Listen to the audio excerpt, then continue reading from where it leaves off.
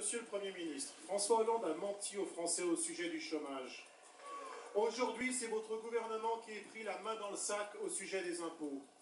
Faute de faire les réformes nécessaires, vous avez choisi de matraquer fiscalement les Français et plus particulièrement les familles.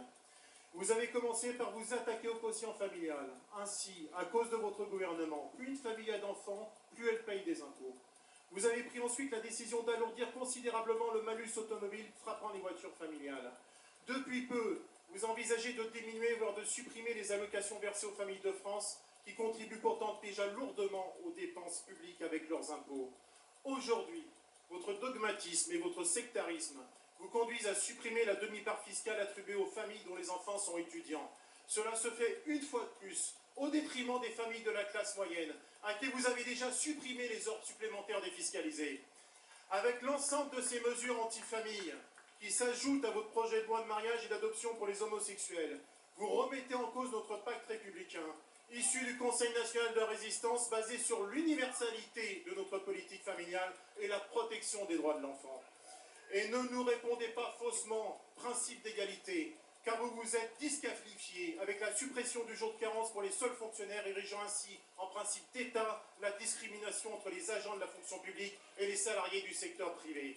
Monsieur le Premier ministre, quand allez-vous retrouver le sens de l'intérêt général?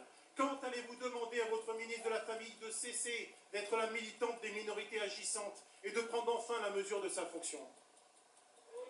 La parole est à Monsieur Jérôme Cahuzac, ministre délégué chargé du budget. Merci, Monsieur le Président. Monsieur le député, allez. Parmi les sujets abordés, un me semble dominer votre propos, celui de la politique familiale. Je vais donc vous répondre sur ce sujet. D'abord, pour le quotient familial, il est exact que le Parlement, à la demande du gouvernement, a abaissé le plafond du quotient familial de 2 300 € à 2 000. C'est une enveloppe de 450 millions d'euros qui a été dégagée pour les familles, puisque c'est ainsi qu'a été financée l'augmentation de 25% de l'allocation de rentrée scolaire.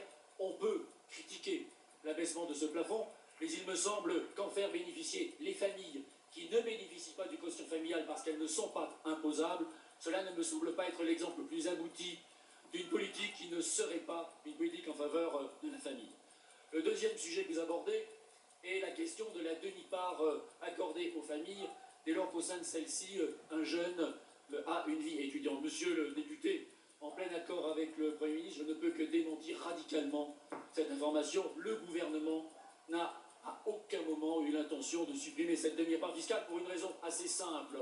C'est que c'est la façon pour la nation de reconnaître aux familles les obligations que celles-ci ont à l'égard de leurs jeunes qui souhaitent s'investir dans la vie et donc procéder à une vie estudiantine couronnée de succès. Cette demi-part fiscale, monsieur le député, le gouvernement n'a pas l'intention de la supprimer. Je pense que cette réponse devrait vous satisfaire comme elle devrait satisfaire l'ensemble des parlementaires ou qui siègent sur ces bancs. Merci, monsieur le ministre.